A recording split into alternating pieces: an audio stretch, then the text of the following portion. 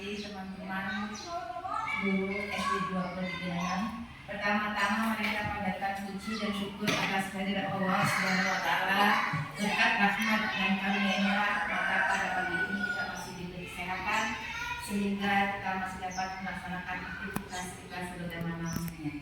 Yang kedua, salam dan salam kita sanjungkan kepada ibu kita Nabi besar Muhammad sallallahu alaihi wasallam yang insya Allah akan kita nantikan syafaatnya di yaumul qiyamah. Untuk ketiga kalinya saya ucapkan terima kasih kepada teman-teman yang telah sudi untuk menghadiri diseminasi saudara Sri Fatimah kita aksi nyata modul 1.4 budaya positif. Untuk selanjutnya kami mohon kepada Ibu Kepala Sekolah untuk membuka acara ini. Kepada Ibu kita kami persilakan. Assalamualaikum warahmatullahi wabarakatuh. Waalaikumsalam warahmatullahi wabarakatuh. Tabi pun. Iya pun. Yang saya hormati guru-guru ibu-ibu SD 23 puji syukur pada Allah Ta'ala kita panjatkan telah memberikan anugerah dan pertolongan kepada kita sehingga dapat terlaksana diseminasi modul 1.4 ya tentang budaya positif. Saya resmi dibuka. Assalamualaikum warahmatullahi wabarakatuh. Untuk selanjutnya teman-teman sekalian, saudara Sri Fatimah akan memaparkan diseminasinya tentang modul 1.4 tentang budaya positif. Kepada saudara Sri Fatimah kami persilakan. Terima kasih Bu.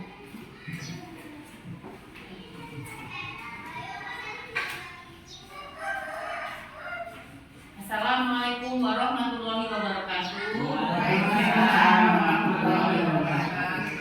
Saya Sri Fatimah dari UPTD SDN 20 Tigeneneng, CTG Angkatan 11 Kabupaten Pesawaran Provinsi Lampung akan diseminasi modul 1.4 tentang budaya positif. Nah, inilah tampilan aksi nyata saya yang saya buat.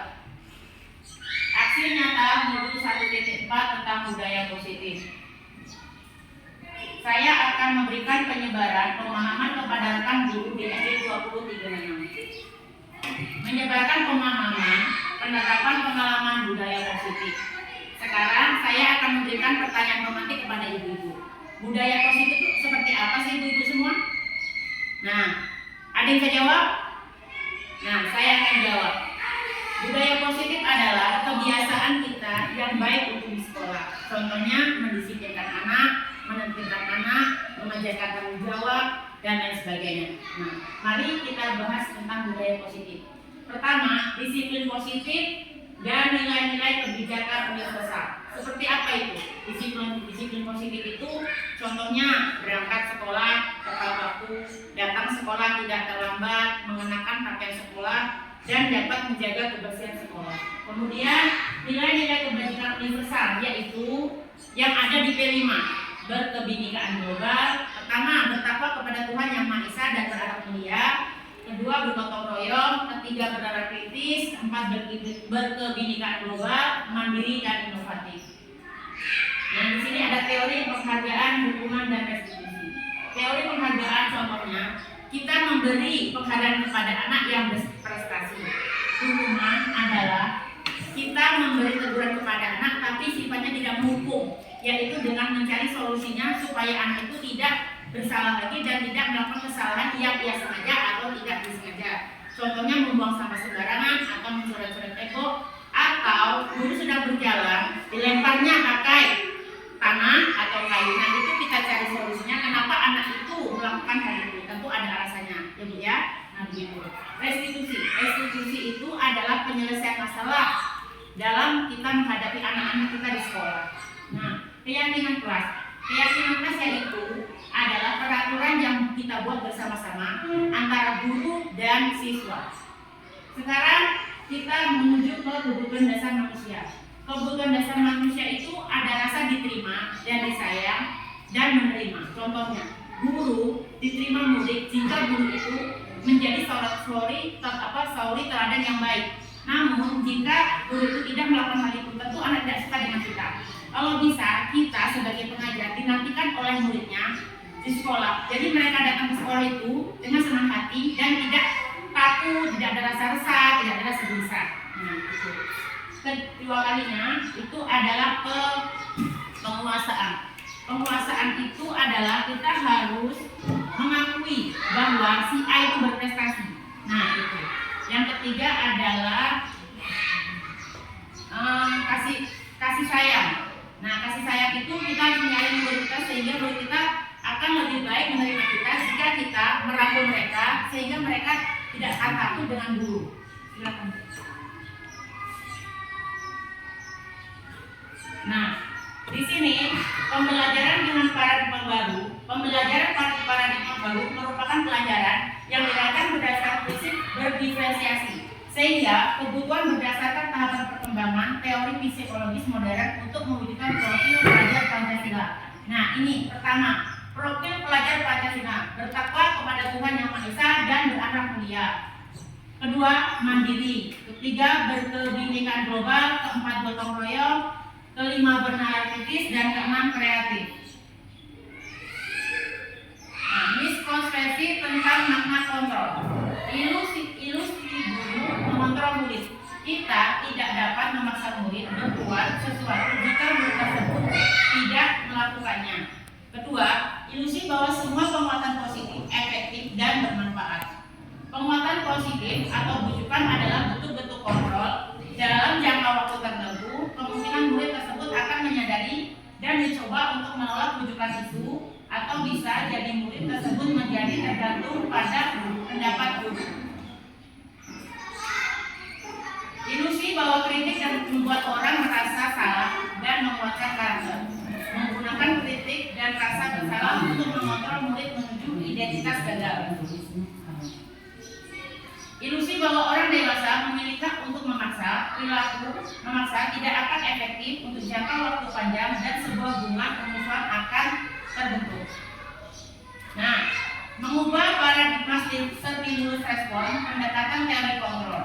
Di sini stimulus respon, realitas, hubungan kita sama-sama ya, kita dengan murid, teori kotor. Realitasnya kebutuhan kita berbeda. Nah, jadi stimulus respon itu untuk murid, kontrol itu stimulus respon untuk guru, stimulus kontrol itu untuk murid. Semua orang melihat yang sama.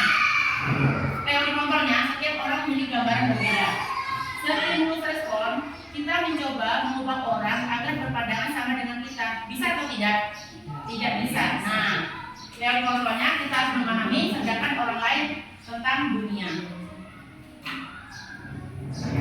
Disiplin mengacu pada diri, memiliki tanggung jawab terhadap apa yang dilakukan berdasarkan nilai-nilai yang kita yakini. Nilai-nilai yang kita yakini contohnya apa? Kejujuran, kedisiplinan, bertanggung jawab, melakukan sesuatu dengan memikirkan baik atau salah. Nah, kedua, untuk menciptakan murid mereka, syarat utamanya harus disiplin yang kuat, berasal dari motivasi internal, yaitu motivasi yang timbul dari diri kita masing-masing. Sehingga kita harus mengajarkan kepada murid untuk melakukan termotivasi internal. Nah, ketiga, disiplin positif merupakan salah satu cara penerapan disiplin yang bertujuan untuk menumbuhkan kesadaran serta memperdayakan peserta didik tanpa imbalan atau penghargaan.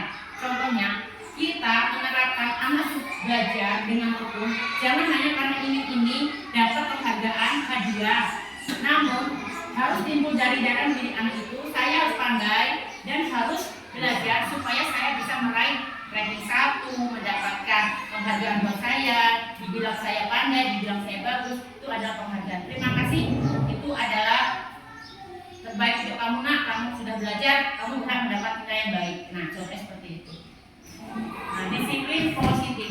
Tujuan kita adalah menciptakan murid yang memiliki disiplin diri sehingga mereka berperilaku mengacu pada nilai-nilai kebijakan universal dan memiliki motivasi intrinsik. Yaitu tadi kebijakan universal yaitu yang ada di P5 Ibu, dan termotivasi intrinsik itu adalah motivasi dari dalam diri siswa masing-masing. Nah, di sini adalah contoh-contoh nilai kebajikan universal, yaitu profil Pancasila, beriman dan bertakwa kepada Tuhan Yang Maha Esa, berkebinekaan global, gotong royong, mandiri, kreatif, dan bernalar kritis. Ibu Primarius Program PYP, yaitu contohnya toleransi, hormat menghormati, integritas, mandiri, menghargai, antusias, empati, keingkapan, kreatif, kerjasama, percaya diri, dan komitmen. Keterampilan hidup adalah life skill, dapat dipercaya, lurus hati, pendengar yang aktif, tidak merendahkan orang lain, dan memberikan yang terbaik dari dalam diri kita masing-masing. Nah, kebutuhan dasar manusia yaitu ada kesenangan, penguasaan, bertahan hidup. Nah, ini adalah segala sesuatu yang kita lakukan untuk mendapatkan apa yang kita inginkan. Seluruh tindakan yang kita lakukan memiliki tujuan tertentu, yaitu ingin memenuhi kebutuhan dasar kita sebagai manusia. Nah, 5 kebutuhan dasar manusia yaitu bertahan hidup, kasih sayang, penguasaan, kebebasan, dan kesenangan. Bertahan hidup contohnya makan, minum, pakaian, sekolah, tempat tinggal. Nah, itu adalah untuk bertahan hidup. Kasih sayang, rasa diterima dan dipedulikan, berbagai kerjasama menjadi bagian dari kelompok. Contohnya, anak-anak kita ajak berdiskusi. Kalau mereka tidak suka dengan kelompok diskusinya, maka berdiskusi itu tidak akan terjadi. Ya, Pak, tidak Ibu? Ya, karena mereka begini, saya tidak suka dengan Bu Emil, saya tidak suka dengan Bu Lucy. Nah, akhirnya tidak akan terjadi komunikasi, begitu ya. Nah, penguasaan, harga diri, keinginan dianggap mampu berprestasi. Nah, contoh saya bilang tadi, itu adalah anak yang mendapatkan nilai bagus, patut kita puji, patut kita hargai, tapi tidak usah kita beri hadiah. Kalaupun diberi hadiah pun itu kalau dia hanya mendapatkan hadiah, tidak timbul dari dirinya bahwa itu adalah motivasi intrinsik, tapi motivasi eksternal. Jadi dari pandang lain, oh saya dapat hadiah karena saya ingin mendapatkan buku 1 pak, saya mau belajar yang serius. Nah, itu tidak boleh. Seharusnya belajar serius itu tidak harus mendapatkan dari bapak ibu guru hadiah. Kebebasan. Kebebasan adalah memiliki rasa bebas, ingin selalu mencoba dengan hal yang baik dan dapat mengendalikan arah dirinya. Kesenangan yaitu seperti tertawa, bermain, lelucon. Nah, lanjut. Motivasi perilaku manusia untuk menghindari ketidaksamaan atau hukuman. Nah, yang kedua untuk mendapatkan imbalan itu adalah motivasi eksternal, yaitu motivasi eksternal atau ekstrinsik. Sedangkan motivasi internal untuk menjadi orang yang mereka inginkan dan menghargai dirinya sendiri dengan nilai-nilai yang mereka percaya. Lanjut. Nah, seperti ini hukuman tidak terencana atau tiba-tiba. Nah, di sini murid melakukan hal yang tidak kesengajaan. Murid tidak tahu akan yang terjadi, dilibatkan berupa hukuman fisik atau psikis. Contohnya kita menghukum mereka berdiri di depan kelas atau mereka melakukan lari-lari di lapangan. Nah, itu adalah sebuah hukuman yang kita berikan tanpa ada solusinya. Dan itu dianggap tidak benar karena apa? Kita menghukum tidak ada faedahnya, tidak mendapatkan pembelajaran, namun hanya menyakiti fisik anak tersebut karena kepanasan, kelelahan, dan sebagainya. Sekarang konsekuensi. Terencana, disepakati, dari sesuai peraturan. Murid tetap tidak menyaman, sikap guru selalu memotivasi murid. Nah, memonitoring murid, yaitu kita selalu melihat murid dari sudut pandang yang baik dan yang buruknya, sehingga kita tahu dan bisa memecahkan masalah. Jika anak itu pandai, bagaimana masalahnya, dan jika anak itu nakal, bagaimana mencari solusinya. Sekarang restitusi. Restitusi adalah proses menciptakan kondisi bagi murid untuk memperbaiki permasalahannya. Proses kolaborasi yang mengajarkan murid untuk mencari solusi bersama. Lanjut. Penghargaan maupun hukuman adalah cara yang manusiawi, adalah seseorang yang menghancurkan potensi untuk pembelajaran yang sesungguhnya. 1. Penghargaan yang tidak efektif. 2. Penghargaan merusak hukuman. 3. Penghargaan mengurangi ketepatan. 4. Penghargaan menurunkan kualitas. 5. Penghargaan mematikan kreatif. 6. Penghargaan adalah menghukum. Nah, 5 posisi kontrol seorang guru. Penghukum, 2 pembuat rasa bersalah, 3 teman, 4 pemantau, 5 manajer. Contoh penerapan kontrol guru. Kasus, siswa tidak memakai atribut lekat saat upacara. Penghukum, lari mengelilingi lapangan. Itu ada tindakan tidak tepat. Pembuat rasa bersalah. Sudah berapa kali kamu selalu mengecewakan ibu? Teman, ayo dong ikut aturan sekolah yang sudah tidak apa-apa. Lain kali jangan diulangi. Pemantau, kamu sudah melanggar peraturan sekolah. Kamu tahu konsekuensinya jika kamu tidak memakai atribut sekolah. Manajer, apa kamu tahu kesalahanmu, nak? Kira-kira bagaimana kamu memperbaiki kesalahanmu? Nah, keyakinan kelas. Mengapa keyakinan kelas bukan peraturan kelas? Pembentukan keyakinan kelas yaitu kuantitatif berupa pertanyaan-pertanyaan yang dibuat positif sedikit saja supaya mudah diingat sesuai dengan kondisi kelas sehingga mudah diterapkan.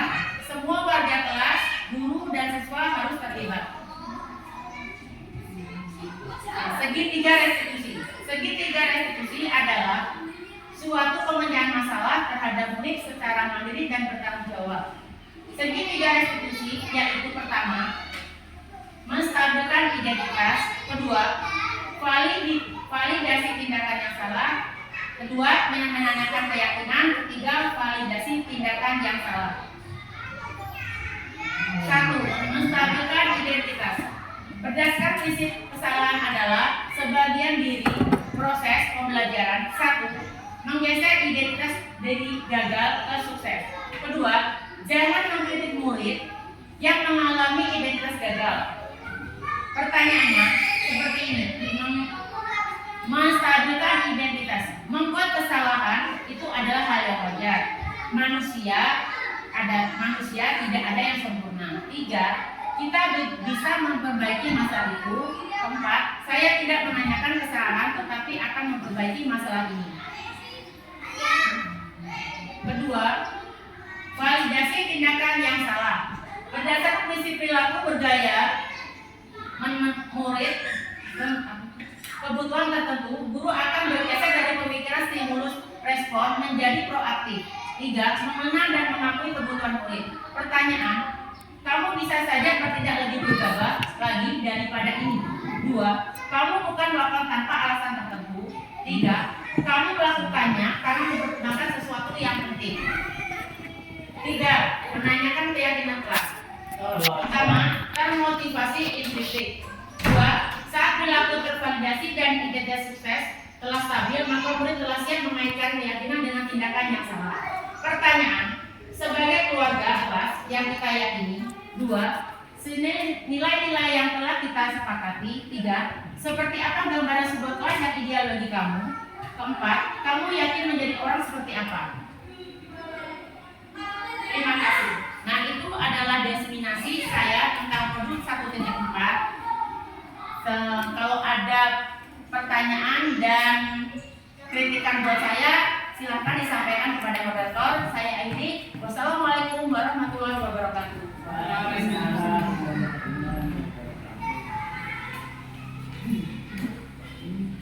Demikianlah tadi paparan budaya positif yang disampaikan oleh saudara Sri Fatina. Untuk rekan-rekan silakan yang mau bertanya tentang budaya positif kepada saudara Sri Fatina. Nanti pertanyaannya langsung dijawab supaya tidak menumpuk ya. Silakan siapa yang mau bertanya? Ya, silakan saudara Emilia. Bismillahirrahmanirrahim. Assalamualaikum warahmatullahi wabarakatuh. Waalaikumsalam warahmatullahi wabarakatuh. Terima kasih atas waktunya. Dari paparan yang Ibu sampaikan, ada yang ingin saya tanyakan, yaitu apa sih Bu penghargaan dan hukuman itu? Bagaimana persamaan dan jelaskan persamaan dan perbedaannya? Ya, baiklah. Silakan langsung jawab aja. Terima kasih. Saya akan menjelaskan dan memaparkan perbedaan dan kesamaan penghargaan dan hukuman. Penghargaan dan hukuman itu sama-sama itu dilakukan oleh murid, oleh manusia. Namun penghargaan itu adalah diberikan kepada siswa atau orang yang berprestasi. Sedangkan hukuman itu diberikan kepada murid atau orang yang bermasalah dan mempunyai masalah sehingga dihukum. Begitu saja. Gimana saudara Emilia, sudah cukup puas? Iya, cukup Bu. Cukup. Untuk terminyak dua silakan. Siapa yang mau bertanya? Ya silakan Ibu Eva. Baik, izin bertanya Ibu Sri Fardina. Tolong diperjelas kembali nilai-nilai kebijakan universal itu seperti apa Ibu? Terima kasih. Silakan saudara Fatina. Nilai-nilai kebijakan universal yaitu nilai-nilai yang ada di B5. Contohnya bertakwa kepada Tuhan Yang Maha Esa dan berakhlak mulia. Itu adalah seperti ini. Kita di sekolah membiasakan murid belajar, sebelum belajar kita harus berdoa dulu. Dan pulang sekolah kita harus berdoa dulu sebelum kita mengakhiri pelajaran yang kita lakukan, sehingga anak-anak pulang dengan tertib, berangkat di awal doa, pulang di awal doa. Di bulan suci Ramadan kita mengadakan pesantren kilat. Nah, dan kita memberikan lomba-lomba secara Islami, contohnya mengaji, melakukan sholat duha, melakukan sholat tentang Islam, membaca Al-Quran dan lain-lain. Nah, yang kedua ada kebinekaan global, yaitu anak-anak diajarkan untuk berglobal, berkebinekaan global itu mengenal budaya-budaya yang ada di Indonesia, tentang suku-suku yang ada di Indonesia, sehingga murid-murid itu harus mampu mengetahui tentang budaya yang ada di Indonesia dari Sabang sampai Merauke, dan adat istiadatnya dari berbagai macam suku bangsa.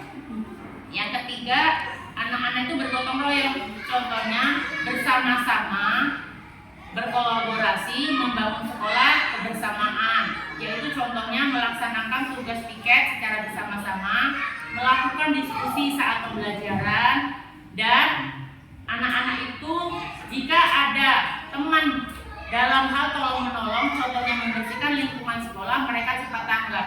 Mereka tidak harus disuruh, tapi timbul dari dalam dirinya bahwa mereka mampu melakukannya tanpa harus disuruh guru dan kepala sekolah. Yang keempat adalah mandiri. Mandiri adalah belajar dengan sendiri di kelas, datang tepat waktu, tidak mencontek pekerjaan kelas, yaitu berupa pembelajaran, dan tidak mencontek kebutuhan kelas, yaitu seperti PR. Kalau ada PR, ada anak-anak kita kan, saya nggak mengerjakan, nanti saya mencontek sama si Rini. Itu tidak boleh. Kita harus memberikan sifat mandiri, yaitu bertanggung jawab atas pekerjaan sendiri-sendiri dan tidak harus mencontek. Itu harus dibiasakan. Dan jika di dalam kelas belajar, kita kalau bisa anak-anak kita terapkan, mari nak kita berusaha dulu, jangan takut salah kita cari solusinya, ibu bantu. Nah, sekiranya seperti itu. Bernalar kritis itu anak-anak itu maju, pintar, cerdas. Nah, itu mereka harus menciptakan hal-hal yang baru, mengetahui hal-hal yang baru. Sekarang kan zamannya zaman teknologi, ada HP, ada gadget. Tidak mungkin kita sebagai orang tua tidak memperbolehkan mereka. Yang penting main HP itu bersifat positif, yaitu untuk belajar dan membangun anak kita supaya anak kita lebih maju sesuai dengan zamannya. Inovatif, mereka dapat menciptakan kreasi-kreasi. Contohnya di sekolah mereka dapat menggambar, melakukan hal yang baik. Nah, itu semua harus kita ajarkan supaya anak-anak itu mampu. Kita sebagai guru harus menerapkan dulu dalam pembelajaran P5 itu, baru kita menerapkan kepada anak-anaknya. Itu saja penjelasan dari saya, Bu Eva. Saya akhiri. Wassalamualaikum warahmatullahi wabarakatuh. Bagaimana Bu Eva? Apakah sudah gamblang penjelasan dari Bu Sri Fatina? Sudah jelas. Terima kasih. Untuk termin ketiga, silakan siapa yang akan bertanya? Assalamualaikum warahmatullahi wabarakatuh. Waalaikumsalam. Baik, di sini saya akan mempertanyakan bahwa tentang budaya positif itu mengatakan tadi tentang keyakinan kelas dan apa sih peraturan kelas itu. Nah, yang saya ingin tanyakan di sini, seperti apa contoh keyakinan kelas dan seperti apa sih peraturan yang kita buat sehingga tidak merugikan anak di dalam kelas. Ya. Silakan Saudara Sri Pratina untuk menjawab pertanyaan dari Ibu Lucy. Ya, terima kasih Bu Moderator. Baiklah, saya akan mencoba pertanyaan dari Bu Lucy, yaitu keyakinan kelas dan peraturan kelas. Nah, saya jawab dulu. Peraturan kelas itu yang buat guru sendiri, tidak melibatkan murid. Itu tidak boleh sebenarnya. Tapi boleh dilakukan jika kita membuat peraturan kelas. Pertama, membuat peraturan kelas. Kedua, harus melakukan keyakinan kelas. Jadi kita membuat peraturan kelas itu diri sendiri yang buat dulu, kemudian kita musyawarahkan dengan anak-anak sehingga terbentuknya keyakinan kelas. Nah, peraturan kelas itu seperti apa? Oh, peraturan kelas itu boleh menggunakan kata negatif, tapi kalau keyakinan kelas harus menggunakan kata positif. Contohnya, jangan membuang, ini peraturan kelas, jangan membuang sampah sembarangan. Itu kalimat negatif. Nah, di keyakinan kelas apa coba Ibu? Jangan membuang sampah di dalam kelas. Itu peraturan kelas. Keyakinan kelasnya Buanglah sampah. nah, cepat sekali. Buanglah sampah pada tempatnya. Kedua kalinya peraturan kelas saya buat. Anak-anak, jangan terlambat datang lagi ke sekolah besok ya. Keyakinan kelasnya seperti apa? Iya, terima kasih. Datanglah tepat waktu. Ketiga kalinya, anak-anak, jangan memakai sepatu seperti Emilia itu. Pakai sepatu warna pink. Nah, coba apa yang dari peraturan kita ubah menjadi keyakinan. Dari kalimat negatif menjadi kalimat positif. Siapa yang bisa bantu? Ya, artinya pakailah sepatu sesuai aturan sekolah. Sama saja itu tentang seragam sekolah ya. Jadi gunakan seragam sekolah sesuai dengan peraturan. Ya. Nah, itu saja Bu Lucy jawaban dari saya.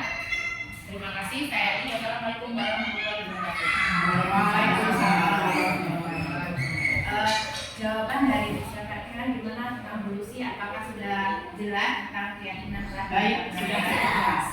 Untuk selanjutnya, rekan-rekan sekalian silakan yang mau bertanya lagi. Masih ada? Sudah cukup. Kalau sudah cukup untuk kegiatan diseminasi ini tentang budaya positif. Kita tutup. Saya selaku moderator mengucapkan terima kasih kepada Saudara Sri Fatima serta Ibu Kepala Sekolah yang telah mengikuti acara ini.